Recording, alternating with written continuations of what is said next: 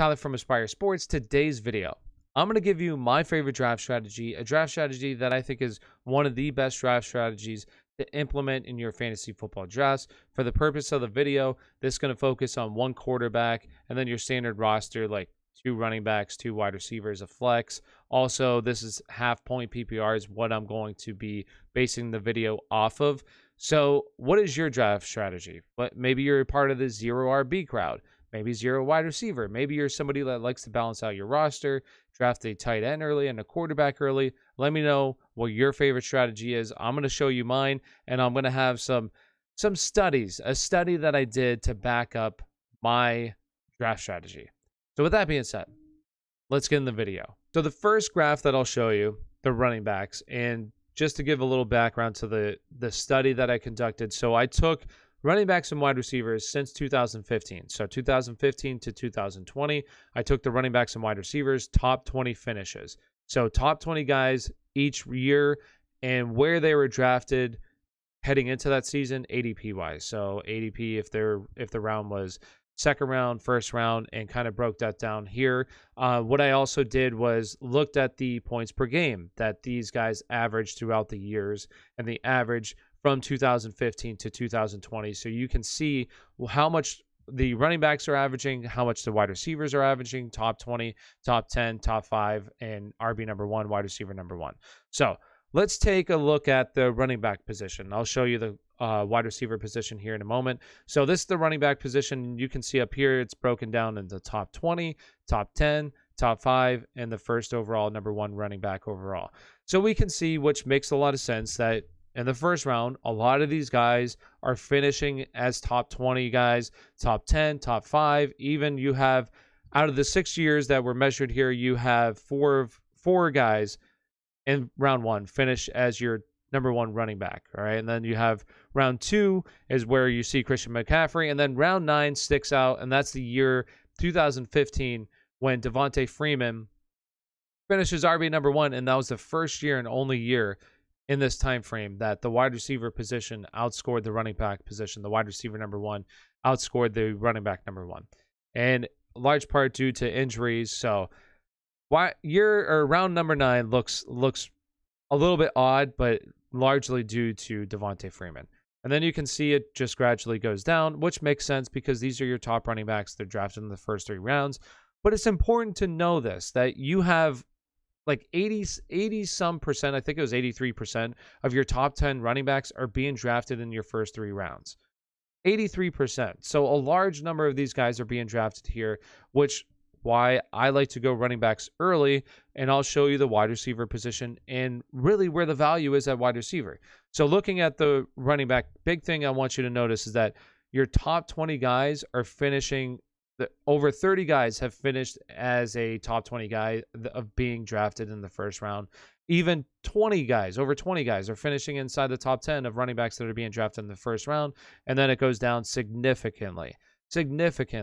All right, look at these other guys, okay? Now let's go and look at the wide receiver position, which I think is fascinating. So here are the wide receiver finishes inside the top 20, top 10, just like the running backs in the same time frame. As you can see, through the first 4 rounds, it is very diverse. You have a lot of options, which is especially true because you have a guy like Amari Cooper this year going in the 4th round of your drafts. So to me, looking at this, you have a lot of guys who are being drafted in the first round that still finishes as top 20 guys, but largely you have a lot of these guys finishing as top 10 guys and also top 5 guys, barring injury once again. And then you can see as we progress, right? Remember, running back in the first round was over 30. This isn't even over 15, right? As we progress, you still start to see a lot of value, especially in the undrafted, where it's only 5, but compared to the running back situation that I'll go up and show you right now, it's a massive difference when looking at these two. A massive difference. Look at the wide receiver, early round wide receivers.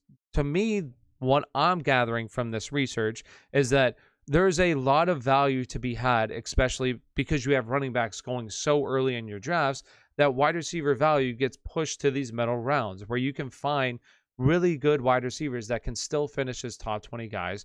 And look at, we have round 3 where you still have guys finishing as top 10 guys, more than round 2. So if you just keep waiting on the wide receiver position to these rounds, you can find solid value. Now let's look at the scoring at the wide receiver and running back position. So this is the scoring, and I'll break it down in these tables. I'll show you these tables. But right now you can see the scoring in this line graph where we have the RB1. The only time he's finished at lower points per game was back in 2015. Like I said, you have AB here who ended up finishing as the wide receiver number 1, and that year you have Devontae Freeman. So this was the only year that your wide receiver number 1, first overall wide receiver, outscored your RB number 1, and all the other years it's RB number 1. And then you can look at this, and here's the wide receiver, or this is running backs 1 through 5. And most of the time, your 1 through 5 running backs are outscoring your wide receiver number 1, except last year and obviously 2015. So 2020, 2015 are the only years that we see the running back 1 through 5 be outscored by your number 1 wide receiver. And let's go down here, and it's a little bit easier to see all this. So this is your points per game from 2015 to 2020, and we can see your wide receiver 1, your running back 1. Really look at the points per game for these guys, right? Back in 2015 was the only time, but majority of the time, these guys are scoring over 21 fantasy points per game. As you can see, on average, it's 21.8 to 17.9. So your running back 1 is outscoring your wide receiver 1 by a lot. Then we look at the top 5 running backs, where they're still outscoring your wide receiver 1 through 5 by a large amount. And then you get through running backs 1 through 10, where they're still outscoring your wide receivers 1 through 10. And then wide receivers 11 through 20 and running backs 11 through 20, it's very close between these guys as well. So looking at the data, and I'll put this up here. Looking at the data, what is the best running back strategy? To me, it's pretty clear to me what it is. And that's going running backs early. Because you can find the value at the wide receivers in these middle rounds, specifically rounds 4, 5, and 6. You can still find solid value. And then even undrafted guys right here.